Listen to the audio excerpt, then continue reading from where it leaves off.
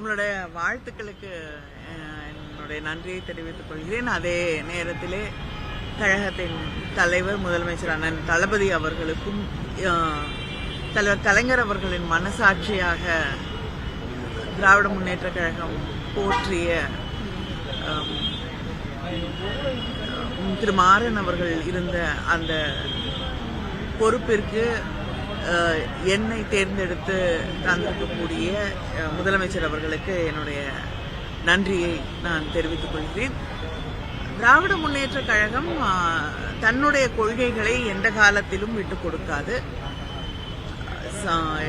10 ஆண்டு காலமாக பாஜகவுடைய எத்தனையோ மசோதாக்களை நாங்கள் எதிர்த்திருக்கிறோம்.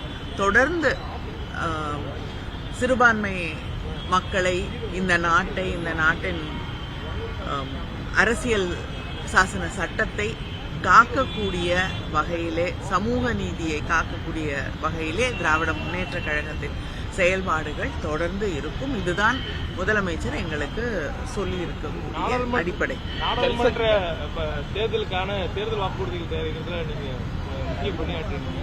பல முக்கிய வாக்குறுதிகள் கொடுத்திருந்தோம். கல்வி கடன் தள்ளுபடி, அதே போன்று நீட் தேர்வுக்கு பல முக்கிய வாக்குறுதி கொடுத்திருந்தோம். ஆனா இப்போ ஆட்சி அமைக்க முடியல. வாக்குறுதிகள் நிறைவேற்ற திமுக என்ன நடவடிக்கை எடுக்குது? இந்த வாக்குறுதிகளை நிறைவேற்றுவதற்கு நிச்சயமாக இந்த விஷயங்கள் எல்லாம் நீட் தேர்வு தொடர்ந்து போராடி கொண்டுதான் இருக்கிறோம். அதுவும் இன்னைக்கு நம்ம கண்கூடாக எத்தனை குழப்பங்கள், எத்தனை மாணவர்கள் அதனால பாதிக்கப்படுறாங்க அப்படிங்கறத கண்கூடாக நாடு முழுவதும் பார்க்கக்கூடிய, புரிந்து கொள்ளக்கூடிய ஒரு நிலை உருவாகியிருக்கு. தொடர்ந்து நீட்டுக்கு எதிராக திராவிட முன்னேற்ற கழகம் செயல்படும். அதே போல ஆமா, கல்வி கடன் ரத்து தொடர்ந்து வலியுறுத்தி கொண்டுதான் இருக்கிறோம். ஆனா ஆட்சி பொறுப்புக்கு வந்துட்டா மாற்றங்கள் வராது அப்படிங்கறதும் நிச்சயம் இல்லை இல்லையா?